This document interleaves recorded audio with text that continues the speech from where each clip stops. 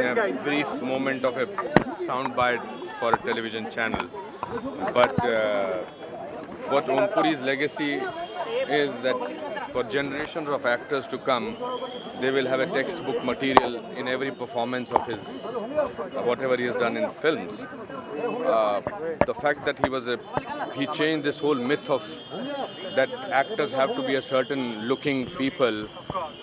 He is the first person to sort of be unconventional looks, and he gave birth to millions of other actors like me and other people to have the courage of depending on your talent and making it big in this world. And I think he bridged the gap of so-called parallel cinema and commercial cinema beautifully, not only in India but also abroad. In fact, he was the first actor who took Indian cinema or Indian legacy of acting to the world outside India.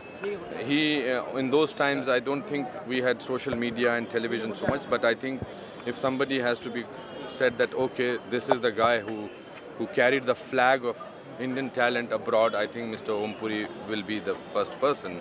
We are all mini Om Puris as compared to what he has done. And the most important thing is that as a person, he was a typical warm-hearted, smiling, laughing Punjabi who believed in kindness, who believed in generosity of emotions, who believed that being good to people is important. And he was the first actor that I worked with who actually was effortless.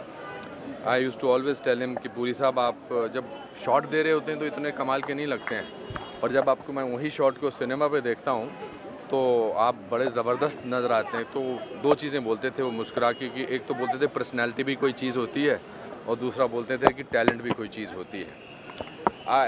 It's unfortunate that we sum up a man's life when he's gone. But when I look back at him, I think he was one of the finest actors.